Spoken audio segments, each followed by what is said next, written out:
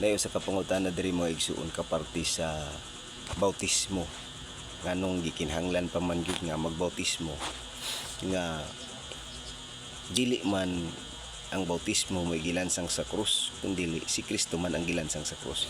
So ang iyang pangutana dinhi nagingon kung ang bautismo mao ang kaluwasan, kinsa man di ay ang gilansang sa krus, ang bautismo o si Kristo.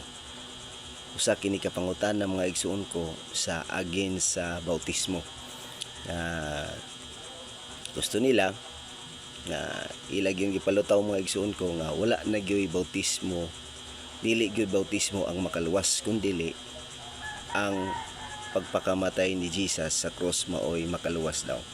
Muni siya mga igsuon ko. Ang tubag na ini mga igsuon ko sa iyang pangutana nga kung ang bautismo mao ang kaluwasan, kinsa man di ay ang gilansang sa cross, ang bautismo o si Kristo. Ang tubag na ini mga igsoon ko, buti palutaw ni ining pangutana nga dili importante ang bautismo.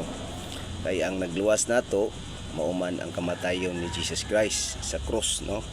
Ato ginanhibalan ang tubag sa pangutana mao ni ang bautismo dili man mao ang gilansang sa cross, apan mihi apilta sa kamatayon ni Jesus diha sa bautismo. Hinagi sa bautismo nahiapilta sa kamatayon. Kung atong basahon mga igsoon ko ang Roma 6:3 ug 4, giingon din ha, wala ba kamo mahibalo nga kitang tanan nga nabautismohan ngadto kang Kristo Jesus gibautismohan man ngadto sa iyang kamatayon. Busa pinaagi sa bautismo gilubong kita uban kaniya ngadto sa kamatayon aron nga maingon nga si Kristo gibanhaw gikan sa mga patay, pinaagi sa himay amahan kita usab maganagawi diha sa kabag-o sa kinabuhi. So unsa kun giingon nga ang nabautismohan diha kang Jesus Christ gibautismohan ngadto sa iyang kamatayon.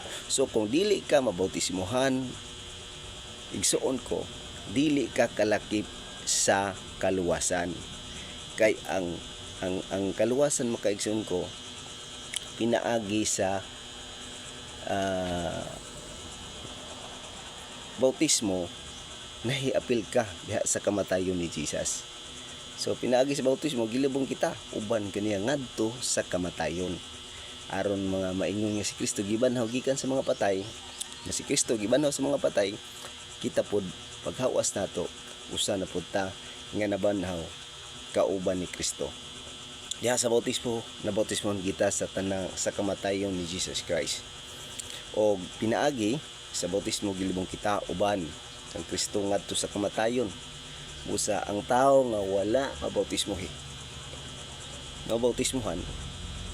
wala siya mabautismohan sa kamatayon ni Kristo. Buot pasabot nga wala siya mahiapil niadtong kamatayon ni Kristo dito sa cross. So kung di ka mahiapil dito sa kamatayon ni Kristo sa cross, dili ka maluwas igsoon. Buti pasabot nga wala siya mahiapil niadtong kamatayon ni Kristo dito sa cross. Atong mabasa nga ang pangalan ni Jesus makaluwas, Mateo 1:21, buhat 4:12 ato nang mabasa. Ug mabasa usab nato nga ang bautismo magaluwas kanato. Unang Pedro 3:21 ug Marcos 16:16. Dili duha ang manluluwas igsoon nato. Ang pangalan ni Jesus ang manluluwas, nganong ang bautismo makaluwas man, ngano man ang tubag tungod kay ang pangalan ni Jesus naa diha sa bautismo. Dili tanang bautismo makaluwas. Ang bautismo nga makaluwas mo katong bautismo nga adunay ngalan ni Jesus. Ang buhat 2:38 nag-ingon si Pedro mitubag kanila pag hinulsol kamo pabautismo sa pangalan ni Hesukristo tungod sa kapasayloan sa inyong mga sala ug madawat ninyo ang gasa nga Espiritu Santo. Kung ang bautismo sa tao walay ngalan ni Jesus, walay kapuslanan kana nga bautismo tungod kay walay laing ngalan nga makaluwas mao lamang ang pangalan ni Jesus Christ. Maigsoon ko buhat 4:12 ato nang mabasa, kung madawat lamang kini nga ngalan, madawat lang kini nga ngalan kini Jesus Christ sa diha nga ikaw magpabautismo diha sa pangalan ni Jesus Christ. Praise the Lord.